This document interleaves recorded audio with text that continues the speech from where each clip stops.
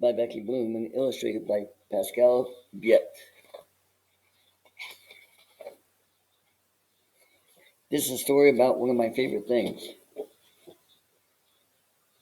Becky Bloom. Oh, it's by Becky Bloom and it's illustrated by Pascal Biet. After walking for many days, a wolf wandered into a quiet little town. He was tired and hungry. His feet ached and he had only a little money that he kept for emergencies. Then he remembered, there's a farm outside this village, he thought. I'll find some food there. As he peered over the farm fence, he saw a pig, a duck, and a cow reading in the sun. The wolf had never seen animals read before. I'm so hungry that my eyes are playing tricks on me, he said to himself. But he really was very hungry, and he didn't stop to think. He didn't stop to think about it very long. The wolf stood up tall and took a deep breath and leaped at the animals with a howl. Oh!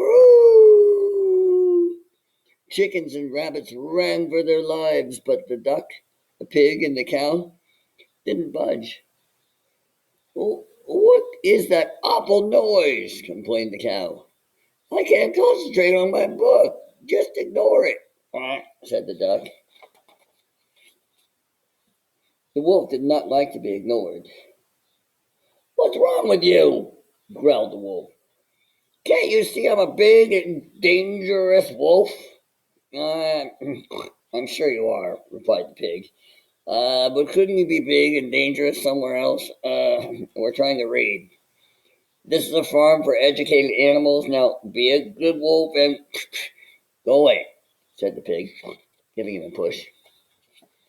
The wolf had never been treated like this before. Educated animals? Educated animals, the wolf repeated to himself. This is something new. Well then, I'll learn how to read too. And off he went to school. The children found it strange to have a wolf in their class, but since he didn't try to eat anyone, they soon got used to him. The wolf was serious and hardworking, and after much effort, he learned to read and write. Soon, he became the best in the class. Hey, that reminds me of the book yesterday about the lion in the library, a wolf at school. Feeling quite satisfied, the wolf went back to the farm and jumped over the fence. I'll show them, he thought. He opened his book and began to read. Run, wolf, run. See, wolf, run. You've got a long way to go, said the duck without even bothering to look up. And the pig, the duck, and the cow went on reading their own books, not the least impressed. Hey, I think that kind of mean actually, because I'm really proud of the wolf. It's really not that easy to learn to read, and he had to work really hard. Even though it's just an easy book for the other people, that doesn't mean he didn't do a good job.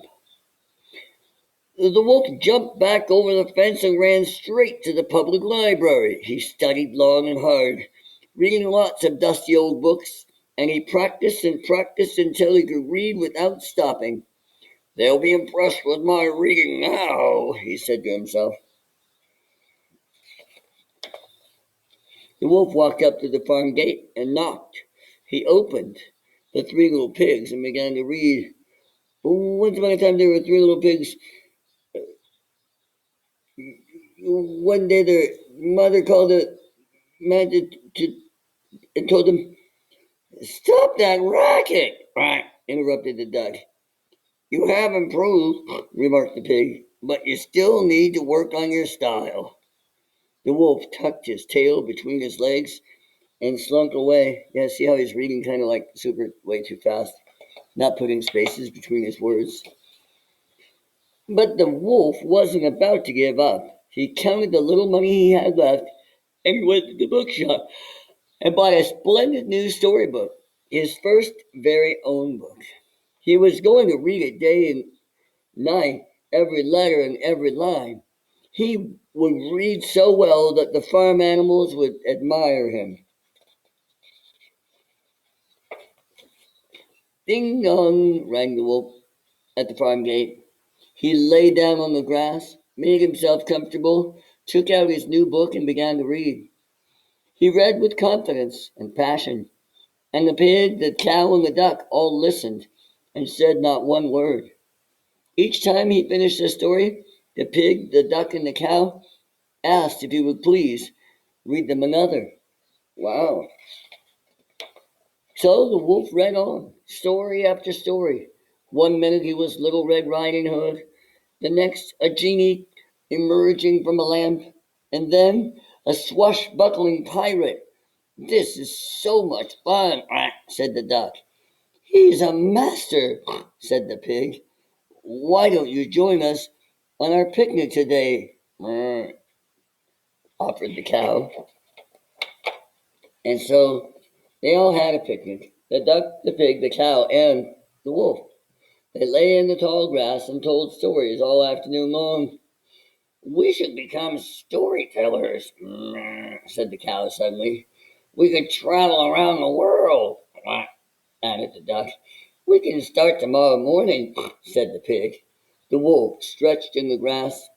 He was happy to have such wonderful friends. Look at that. There's the wolf reading people stories on the park bench. Well, that's pretty cool. I like the book Wolf. Now, of course, I don't really believe that animals can read books. If they could, who would write them? You know? I don't know how I can barely speak cow, let alone write cow. Moving right along. Have a happy day.